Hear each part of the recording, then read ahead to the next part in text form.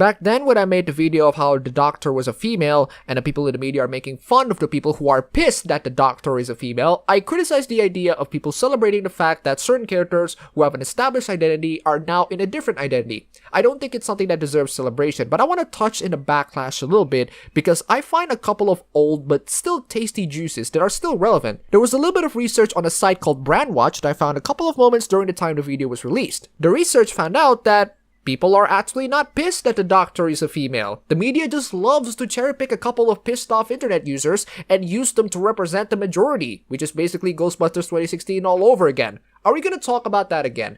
No, actually, we're going to talk about the opposite land. We're still going to the same basis of changing certain characters' identities into something else, but this time, we're doing it in reverse, and we'll see how people would react to it. Because, let me tell you, no matter how petty some of the negative reactions towards the female doctor can be, it is nowhere near as petty as some of these reactions can be.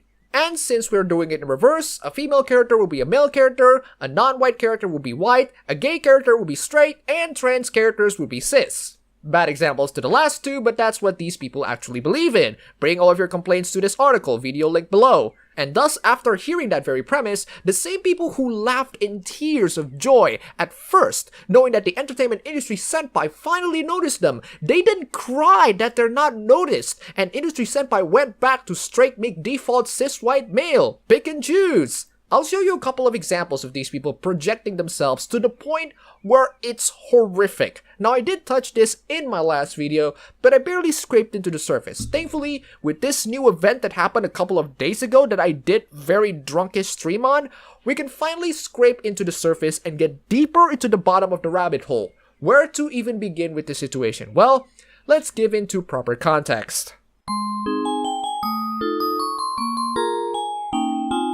So do you guys remember Dream Daddy? Well, of course you do. This game has actually topped the Steam charts with a booming popularity, the equivalent of Goat Simulator. As in, it will definitely top Steam sales, but it will go down drastically later on, and it's gonna be known as that one game that everybody loves to let's play and meme. Well, someone decided to make a fan art of that game that basically rules 623 all of the characters, aka reverse their gender. Unfortunately, you do not mess up with Rule 63 of a game that was made for Tumblr rights. One of the characters in the game was a trans man, and the Rule 63 artist made the trans guy to be cis. Even though it does follow the pattern of changing identity and people are celebrating the change of identities, but not when it's towards cis people. The backlash is so strong to the point where the artist's account is protected and the developers had to come out to make a statement condemning the death threats that are happening to this individual.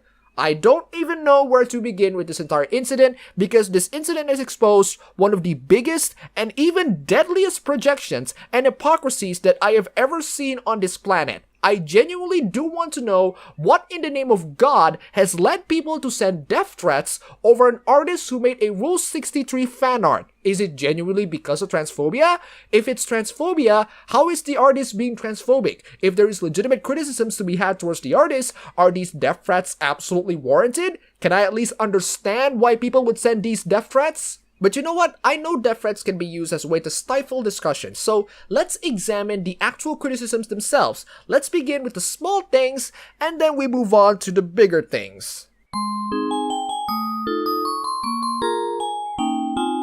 First off, I can't believe that they have the balls to threaten a female. That's right, the creator of this fan art is a woman, and they're actually harassing a woman. It's like that Mary Sue article said in my last video. All of these callouts of very petty things in the name of social justice stems from a place of misogyny. All of these people calling out people for being misogynistic, they are not afraid of being misogynistic to women themselves, harassing them out of the pettiest of things. But that doesn't really matter in the grand scheme of things anyway. By the commandments of social justice, just because you're a woman doesn't mean you're the most oppressed individual on the planet. And if you are the most oppressed individual on the planet, that gives you the right to be the biggest jackass to everyone around you ever. And what's more, you can be the biggest jackass for the pettiest of things. But since these people are not exactly the best judge for misogyny, since they are very misogynistic themselves, they're gonna judge us about transphobia instead. Okay then, judge of transphobia. These people send death threats to the artist because the artist is being transphobic. Why? Because these horrendous fan arts can potentially lead to suicide of a nearby trans person? Oh my god! That's actually horrible. We don't want another trans person to kill themselves over an image on the internet. And who is this trans person that we should worry about of killing themselves over this image? Shouldn't we have this person be checked into a psychiatrist for paranoid behaviors and suicidal tendencies?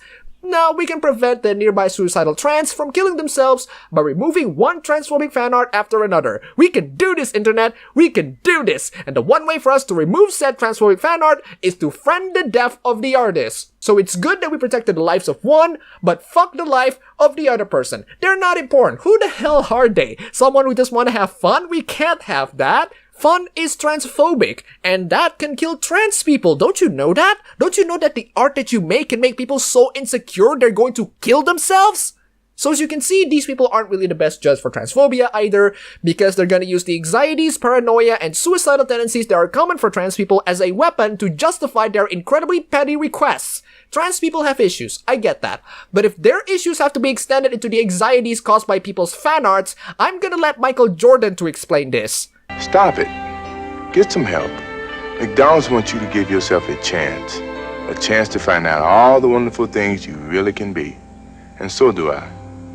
No, seriously, get some actual help. No amount of fan art removals can help you to overcome your anxieties or suicidal tendencies. But since disgracefully using the fact that trans people are suicidal is just an excuse for them to go at incredibly petty things like Rule 63 fan arts, what is actually their motivation? Is it really to call out transphobia? Well, let's break down their behaviors here. They're excited that characters who are straight white cis male default turn into something else, but they're incredibly mad when those respective characters are turned into any categories of the default. Why? Well, trans people are not represented well on TV. Women are not represented well on TV. So if we're being happy towards the change from the standard default, that's great. But if it returns back to the standard default, that's just horrible. That's another sign of oppression. So it's all about representation, aka, please senpai notice me, as I explained in my last video, link in the description or the top right corner. It's all nothing but people begging to be noticed by entertainment industry senpai. It's not about combating inequalities, it's just people who want to see themselves on TV, and they unfortunately cannot see themselves on TV unless their characters have to be exactly the same type as them. Maybe that explains why these people have little to no sympathy to anyone other than themselves. I guess it's right for me to characterize these people as fucking yanderes, except they have zero sex appeal.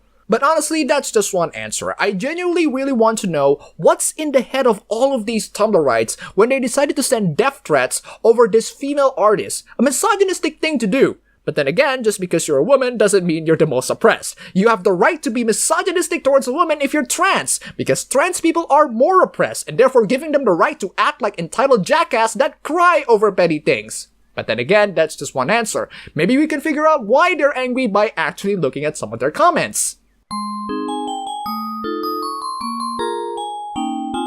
So let's begin by diving into the comments. This one person asked, "Have you seen women in real life?"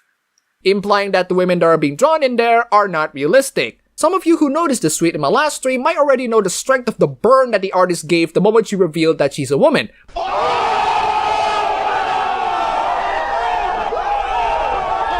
But let's add more fuel to the fire. Here's a cosplayer who cosplayed as one of the Dream MILFs, and look! She's real. You might not like it, but she's real. And your insecurities are not excuses to come over into the artist and wish death upon this person. Michael? Stop it. Get some help. Good morning to everyone except this person. Well, that's not very nice. Tired of apologizing when I did nothing wrong. Drew it the way I did because I liked it. And artistically, I am proud of the piece. That's it. Mad props to the artist. You're freaking amazing for standing out against the— Wow, imagine being such a dumbass. Alright everybody, keep your cool! It costs $0 to not be transphobic as hell. It's not that hard, my dude. And can you please elaborate on how not to be transphobic? Because you know what else is $0? Jumping off of a building. Cisgender bends can die, thanks. I was joking in the jumping off the building part. Stop it. Get some help. This person straight up called her ugly. This person over here, well, he's very happy that the artist locked her Twitter account. Now, if you have Twitter, please send her love. If she has a Patreon account or something, donate to it. The Twitter account is locked, but there's absolutely nothing wrong saying hi to her. Like, you should be apologizing again and again and again to all the people you've hurt with your transphobia and fatphobia. Fatphobia? That's completely out of nowhere. Seriously, where are these people getting these phobias from? I'm starting to question their mental health. I understand the death threats are way too far. The only problem is the fact that they drew Damien, a trans male, into a female, which is wrong in so many levels and make a lot of trans people feel extremely uncomfortable and be represented incorrectly. In general, it's transphobic. Of course the death threats are wrong, but understand why there's people out there being negative towards the fan artists. Oh, okay, I think I understand your point there.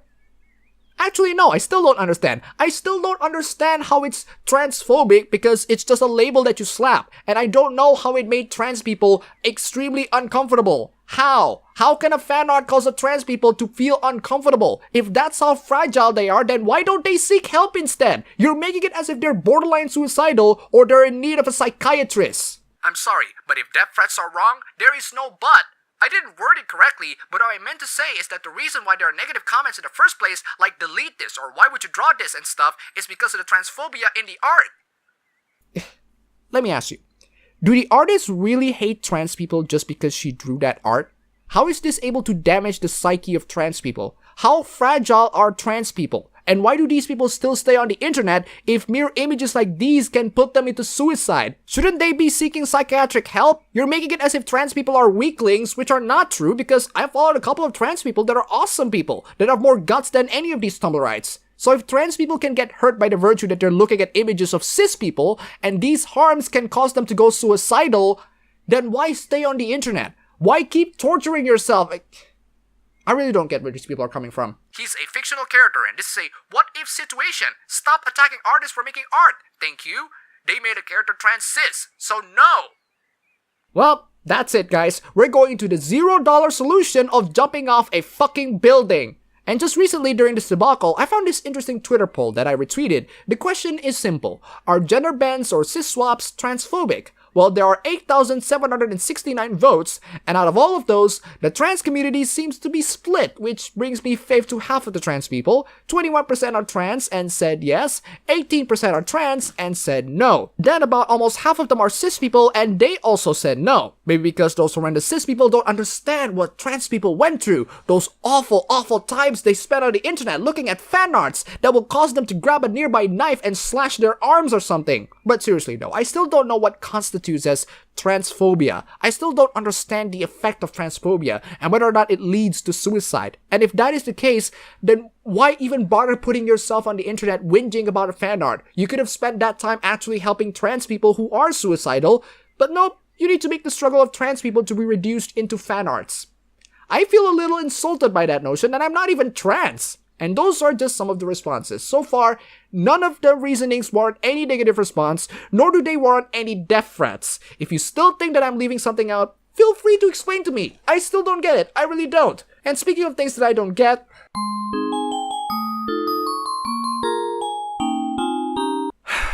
the sad thing is, this isn't the first time people are pissed over either fan works, or official works, or fiction in general. And after the many events, these people do not learn a single thing. So I'm going to show you the events that happened before, so all of you can take a hint to stop this shit right now before it gets worse. Where to even begin, ladies and gentlemen? Let's start off with smaller ones. Just recently, the Mary Sue are pissed that the creators make fun of their Supergirl OTP. The fact that Mary Sue is encouraging this behavior is not only petty, but downright sickening. Mass Effect Andromeda, a very progressive game. Korra in the game is actually straight and people are pissed because she's not lesbian, even though she looks like she is. A very stereotypical thing that they assume, but that's not the worst. Oh yeah, there was that time where the Tumblrites fans of Tokyo Ghoul are pissed that their OTP isn't canon, which warrants them to send death threats over the creators. Absolutely zero respect to the creators at hand, and a bunch of entitled fanfiction writers who think they can overwrite canon for their own amusement.